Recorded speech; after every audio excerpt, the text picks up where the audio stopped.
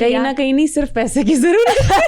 देखो पता क्या चीज है, I love this, like इतना सच शायद लोग नहीं बोलते। देखो भाई, मैं एक बहुत ज्यादा होता मिडिल में, मिडिल से भी बहुत नीचे की बंदी थी। लोग नहीं मानते आजकल, लोग कहते हैं यार एक तो हर बंदा ना, कोई कहते हैं स्ट्रॉन्ग बैकग्राउंड होगी, हाँ, कोई सपोर्ट होगी, बिल्कुल ऐसे ही। लेकिन नो डाउट मैंने हर काम में टांग सिर्फ इसलिए अड़ाई कि चलो यार थोड़े से पैसे आ रहे हैं, थोड़े से पैसे आ रहे हैं, थोड़े से पैसे आ रहे हैं। तो वो थोड़े थोड़े करते, फिर ऑफ कोर्स एक फेज आया कि जब था कि सिर्फ यार पैसा कमाना है, खुद को सपोर्ट करना है, एक लाइफस्टाइल बनाना है अपना ना। अब ये जिंदगी मिली है ना, इसको एक दिन मैं खुद पे वो फख्र महसूस करूं कि मिली थी और कुछ किया है अच्छा लोगों के भी काम आए। हमेशा होता है ना कि हमने ये बनना है, जैसे शुरू से 2-3 चीजें हमें पता है। जैसे शुरू में मुझे था CSP ऑफिसर बनना है मुझे, तो आपको कैसे ख्याल आया कि मीडिया में जाना है, या फिर अनइंटेंशनली जैसे मैं आई हूँ यहाँ पर कि लोगों ने कहा कि नहीं यू हैव दैट एबिलिटी कि आप ये कर सकती हैं, तो आपका कैसे हुआ इसमें? या मेरा तो सबसे पहले ये था कि मेरा था मैंने लड़की बनना है, ठीक है। क्या मतलब? मतलब देखो बात होता क्या है, मैं ना सारी जिंदगी टॉम बॉय टाइप गुजारी। अच्छा। गांव की जो जिंदगी गुजरी उसमें लड़कों के साथ मार कुटाइयां, झगड़े, फड्डे, बांटे भी खेले होंगे, बांटे, अखरोट, पता नहीं क्या क्या खेल लिया, शराबू नहीं खेला कभी, लड़कों वाली गेम्स और सब कुछ। तो था कि सबसे पहले तो लड़की बनना है, क्योंकि और बचपन में इतनी शिकायतें घर में आती थी कि ऊपर से हम लोग नंबरदार थे, तो वो यही कहते थे नंबरां दी कुड़ी कुट गई, नंबरां दी कुड़ी कुट गई, ये मेरा एक टाइटल था, ठीक है। अच्छा, उसके बाद जब ये अगर फील्ड की बात करें तो शुरू में एक शौक हुआ कि यार एक्टिंग करनी है। अच्छा। तो एक अमीन इकबाल है, डायरेक्टर है काफ़ी फेमस, उनका कोई ड्रामा था, उस स्क्रिप्ट के लिए एक बंदे ने मुझे बुलाया और कहा ये स्क्रिप्ट है तो ये एक पेज पढ़ के ना आप थोड़ा बताएं। अच्छा, उस टाइम जो मुझे लगा कि बहुत अच्छी एक्टिंग की थी, लेकिन बाद में मुझे उसने क्लिप भेजा तो मैंने बहुत बकवास एक्टिंग की थी। अपनी तरफ से मैंने बहुत एक्सप्रेशन दिए लेकिन वो ओवर हो गए। लेकिन पता नहीं क्यों उसको कहीं ना कहीं मेरी आवाज़ का टोन अच्छा लगा, तो आफ्टर 2 और 3 years उसने मुझे किसी चैनल पे रिकमेंड किया कि यार यहाँ पे ना चैनल आईडीज नहीं होती, देखिए आप देखेंगे ये प्रोग्राम 7-8 बजे। आपकी आवाज में है ना वो वाली बेस है, हाँ, कि भारी भारी है थोड़ी, और इवन गांव में इस चीज को क्रिटिसाइज किया जाता है कि इतनी भारी मर्दों वाली आवाज तो थी, शहरों में डिफरेंट आवाज रह गई, लड़की बन गई मैं थोड़ी सी। अच्छा, तो वहां पे मैंने जब चैनल आईडीज करना शुरू की तो मेरी वीक में सिर्फ एक दिन जाना होता था और 35,000 रुपया मिलता था मुझे, और मेरे लिए बहुत ज्यादा था 35,000 रुपया। उन वक्तों का 35 मुझे लगता है आज का 4 लाख। उन वक्तों का नहीं, मैं बेटा ये पिछले सालों की बात कर रही हूँ। नहीं, कोई 10 साल पहले तो होगा। नहीं, ये 10 साल पुरानी बात नहीं है, ये तकरीबन होगी कोई 2016-15-16 की बात है। ये 15-16 10 साल बनते हैं। अच्छा, 10 साल बनते हैं। मैं एक्चुअली छोटी सी, तो मेरा अपना बचपन ही नहीं खत्म हुआ। ठीक है। तो ये हुआ कि वो 35,000 मुझे क्यों लगा, उस वक्त मैं एक ट्यूशन पढ़ा रही थी, वो 8,000 की ट्यूशन थी। ठीक है। मैं एक सोसाइटी में जाती थी, उसके लिए वॉक करके जाना पड़ता था और 3 बच्चों को पढ़ाती थी, and they were so rich, लेकिन 8,000 देते हुए भी उनकी जान निकल जाती थी। तो 8,000 से डायरेक्ट जब आपको 35 पे आते हो, वो भी एक वीक में एक दिन आना है। oh my God. मेरा वो हमेशा से होता है। मैं ना हमेशा से एक चीज में ना थोड़ा रेजिस्ट करती हूँ कि भाई काम चाहिए या मेरा टाइम चाहिए। तो हालांकि तब मेरी कोई औकात नहीं थी, खैर अब वो तो अब भी नहीं है, मैं कुछ भी नहीं हूँ, लेकिन मुझे था कि भाई ये आईडीज हैं, ये स्क्रिप्ट है, मुझे दे दो, मैं चाहे एक दिन में कराऊँ चाहे महीने में कराऊँ। तो मेरी स्पीड अच्छी थी, मैं सारा FPC बनवा के आईडीज करती थी। उन्होंने फिर मुझे डाल दिया उसमें टर्किश ड्रामास की डबिंग और ये वो, वहां से डबिंग का सिलसिला स्टार्ट हुआ। 2 साल डबिंग की, फिर डबिंग के बाद मैंने कॉल सेंटर में काम किया, वहां पे भी मुझे बहुत अच्छा ये एक चीज हुई, मेहनत सारी जिंदगी की है, लेकिन हर जगह पे ना आसानी खुद ब खुद पैदा हो जाती थी। कॉल सेंटर मेरा सिर्फ ये काम था कि मैंने एक USA बेस्ड कंपनी थी, सिर्फ वहाँ और यहाँ के लोगों की ना कॉन्ट्रैक्ट्स करवाने होते, दैट्स इट, वरना मैं बैठी रहती थी सारा। अच्छा, लोग इतना कहते हैं, शिकायत करते रहते हैं, पैसा कमाना बहुत मुश्किल है, नहीं कमा सकते। आपने देखा होगा मोस्टली लोगों के मुंह पे ये शिकवा रहता है। आप क्या समझती हैं, अगर किसी चीज को करने की विगर हो, बेशक वो पैसा ही क्यों ना हो, तो क्या इंसान कमा सकता है? देखो, इसमें मैं सिर्फ पैसे को नहीं रखूंगी।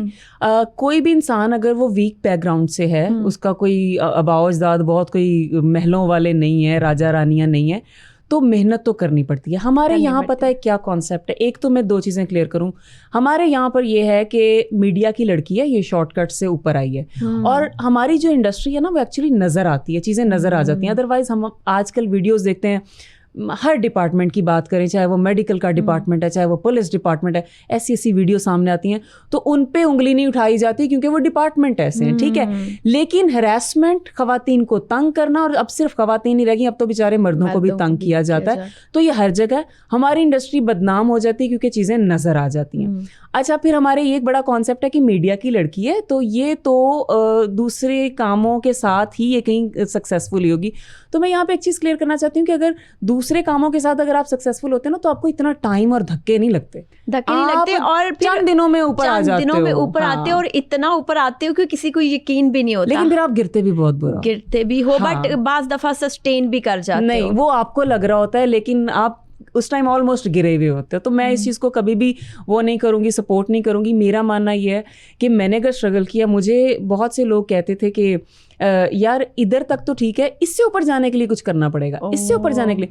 तो मैं कहती थी, तो आपको शुरू में भी उन्होंने फायदा नहीं उठाया आपका, लाइक कोशिश नहीं की कि आप एक वीक बैकग्राउंड से हैं तो इसको ये करेंगे तो ये इस तरह से मैनिपुलेट होके बात मान लेगी। अच्छा, मेरा थोड़ा सा ये सीन था, मैं थोड़ी इसमें आप ये कह सकते हो कि मैं एक बदतमीज कैरेक्टर हूँ। ओके, अगर कोई मुझे एक तो अल्लाह की तरफ से शायद मेरी अपीयरेंस ही ऐसी होती है कि आगे से अगला बंदा बहुत ही कम ट्राई की होगी किसी ने, ठीक है। अगर किसी ने खुलेआम भी ट्राई किया ना तो मैं इतनी बदतमीज हो जाती हूँ कि पहली दफ़ा मैं कहती हूँ कि सर या मैडम मैंने ना ये काम करना है एंड दैट्स इट, अगर आपने काम देना है तो ठीक है, नहीं तो मुझे कोई लालच नहीं है। तो मुझे था कि यार तो जितना भी कमा रहे हो पैसे का वो उस तरह से ज़रूरत ही नहीं है इतनी, तो बंदा क्या करे। तो आप किस नंबर पे हो? कहते हैं जो सबसे छोटा होता है ना वो हर काम कर जाता है, तो आप सबसे छोटी तो नहीं? मैं सबसे बड़ी हूँ। हाँ, मैं सबसे बड़ी हूँ। माशाल्लाह, ये तो बहुत बड़ी अचीवमेंट होती है क्योंकि सबसे बड़े बंदे को ना तो अवेयरनेस होती है और उस तरह से नहीं, तो मुझे लगता है कि जो हमारे छोटे बहन भाई होते हैं ना, बल्कि वो मोस्टली खराब हो जाते हैं लाड प्यार में, और बड़े पे आई होती हैं रिस्पॉन्सिबिलिटीज, जिम्मेदारियाँ,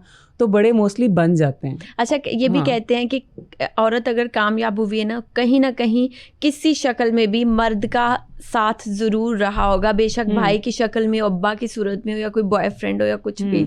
तो आपके लाइफ में कुछ था इस तरह? मेरी अगर कहूँ, मैं गुज्जर फैमिली से बिलोंग करती हूँ और एक पिंड से ताल्लुक़ है मेरा, पंजाबी बंदी हूँ। तो ऑफ कोर्स मैं ये नहीं कहती कि ख़ानदान, जैसे आपने कहा था ना फुप्पो के बेटे तो आई थिंक रिश्तेदार हमारे, चाहे वो रिश्तेदार हैं चाहे आप किसी वर्क प्लेस में हैं, हर जगह लड़ाइयाँ झगड़े होते हैं, तो आप ताल्लुकात नहीं ख़त्म होते कभी भी। और जैसे लोग कहते हैं ना रिश्तेदार बुरे हैं, तो रिश्तेदार नहीं बुरे होते, हालात बुरे होते हैं आपके, जो आप लोगों का इमेज ऐसा बना देते हैं। सब सपोर्टिव होते हैं, चीज़ों के साथ सब चीज़ें चेंज हो जाती हैं। तो मेरे जैसे बैकग्राउंड के साथ आगे आना, इसमें फैमिली की अगर सपोर्ट ना हो तो इम्पॉसिबल है। तो इसमें मेरा जो सबसे ज़्यादा क्रेडिट जाता है वो मेरे अब्बा, क्योंकि भाई तो सबसे छोटा है, उसने भी क्या सपोर्ट करना था, लेकिन अब वो माशाल्लाह बड़ा है और जो उसकी सपोर्ट है और जो उसका एक कॉन्फिडेंस है ना, वो मुझे बहुत अच्छा लगता है। अब्बा की सपोर्ट है, अम्मा की दुआएं हैं। तो आपने सब घर वालों को, जितने आपके बहन भाई थे, सिबलिंग्स थे, उनको पैम्पर्ड रखा, मतलब अपना बेस्ट किया, एक बड़ी बहन होने के नाते। तो क्या वो स्पॉइल हो गए या वो अच्छी पोजीशन पे हैं कि अब फाइनेंशियल हालात इतने अच्छे हैं कि वो भी कंट्रीब्यूट करते हैं घर पे, या still you are contribute? Spoilage तब होती है अगर आपके माँ बाप की तरफ से सख्ती या परवरिश या तरबियत उस तरह से ना हो रही हो। तो बड़े बहन भाई से ऑफ कोर्स बच्चे सीखते हैं, छोटे बहन भाई, लेकिन आई थिंक अगर आपके पेरेंट्स ने सही रोल निभाया हो ना तो बच्चे सारे ही सही रहते हैं। लेकिन सबसे छोटे जो होते हैं वो ख़राब नहीं होते, वो लाड प्यार में थोड़े लाडे हो जाते हैं। लेकिन वो भी हमारी ही जिम्मेदारी है कि हम कह रहे होते हैं छोटा है छोटा है छोटा है, लेकिन एक टाइम आता है कि सबकी शादियाँ हो जाती हैं, वो छोटा बेचारा वैसा ही रह जाता है। तो इसमें मैं ये कहना चाहूँगी कि छोटे पे भी उसी तरह जिम्मेदारियाँ डालें ताकि उसकी अगली ज़िंदगी स्पॉइल ना हो। तो आपने कभी ऐसा हुआ कि घर में इतना भी कॉन्ट्रीब्यूट किया हो कि बहन का जहेज तक बनाया हो या कुछ? अच्छा, इसमें ज़ैनब मैं आपको एक बात बताऊँ, मैंने व्लॉगिंग स्टार्ट की तो लोगों ने ना ये कहना शुरू किया कि यार आप लोगों में ना शो ऑफ नहीं है, और मुझे वैसे भी शो ऑफ करना बिल्कुल पसंद नहीं है कि पैसा दिखा दो, गाड़ी दिखा दो, कोई शॉपिंग की है वो दिखा दो।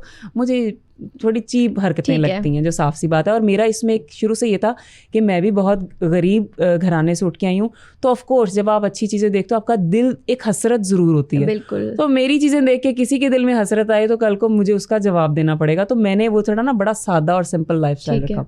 शादी की अगर आपने बात की, मेरी सिस्टर मुझसे छोटी है, उनकी शादी हुई है, और उनकी शादी चूँकि हमारी एक नीयत भी वैसे थी कि हमने सादगी से करनी है। यू वॉन्ट बिलीव कि हमने शादी इस तरह से की कि जब हमारा मेहंदी का फंक्शन था तो हमने अपनी जितनी भी काम वालियाँ अब तक हमारी लाइफ में काम कर चुकी थी उनको और उनकी बेटियों बच्चों को बुलाया। फिर हमारे जो करीबी रिश्तेदार मामू थे उनकी बेटियों को बुलाया। मैं मुल्तान रोड पे वो शादी के सामान की दुकानें होती हैं वहाँ से सस्ती 100 की चीज़ 150 की, और ये 2 साल पुरानी बात है, मतलब I could afford but I still के नहीं यार, आपने जितना आसानी और सिंपल हो सके। मैंने चीज़ें लेके खुद घर डेकोर किया, घर के जितने दुपट्टे थे रंग बिरंगे उनसे डेकोर किया, और वो तस्वीरों में वीडियोस में वो ऐसा आया कि वो लग रहा था जैसे हमने करवाया हुआ है। हमने किसी फोटोग्राफर किसी कैमरामैन को नहीं बुलाया, खाना हमने खुद घर में बनाया, खुद डिस्ट्रीब्यूट किया, सब कुछ किया। इतने सुकून से इवेंट हुआ। अगले दिन शादी थी, मैंने अपनी बहन का 3 दिन मेकअप खुद किया। ठीक है, उसके बड़े उसने सादा से ड्रेस बनाया, वो कोई नहीं 2 लाख 3 लाख वाला ड्रेस, क्योंकि ना हमारे पेरेंट्स ने एक चीज़ रखी हुई है कि यार ये ज़्या है ना, लाइक 3 लाख का लहंगा पहन के क्या आप कर लोगे। ठीक है, तो इस तरह से हुआ। फिर रुखसती भी ऐसी बड़ी सादगी से हो गई। तो बहुत ही सुकून दे टाइम, बहुत ही सुकून दे इवेंट, और उसके सम्राट आप कह लो, इफ़ेक्ट कह लो। शी इज़ वेरी हैप्पी माशाल्लाह। हाँ माशाल्लाह, अल्हम्दुलिल्लाह, उसको खुश रखे। तो मैं कहती हूँ ये अल्लाह अगर आपको नवाज रहा होता है ना, तो वो सिर्फ आपका हिस्सा नहीं होता, उसमें बहुत से लोगों का होता है। तो आप खुद पे ही खर्च किए जाए, ये भी ज्यादती है। ऐसा ही है। बहुत खूबसूरत बातें की आपने। रो मत पढ़ना प्लीज। लड़कियां रोती बहुत बुरी लगती। अच्छा, मैं तो बहुत ही भद्दी लगती हूँ रोती। हाँ वैसे ये भी होता क्या है। लगती हूँ कब देखा? नहीं, मैंने कहा लगता है ऐसे वाकई लगती होंगी। और मुझे लगता है लड़कियां बाज दफा फिर अपना रोना इस वजह से कंट्रोल भी कर लेती हैं कि यार हम बुरी ना लग जाए। हाँ, मुझे अच्छा, बहुत होता है। आपने इतनी देर फील्ड में भी गुजारा, उससे पहले भी आप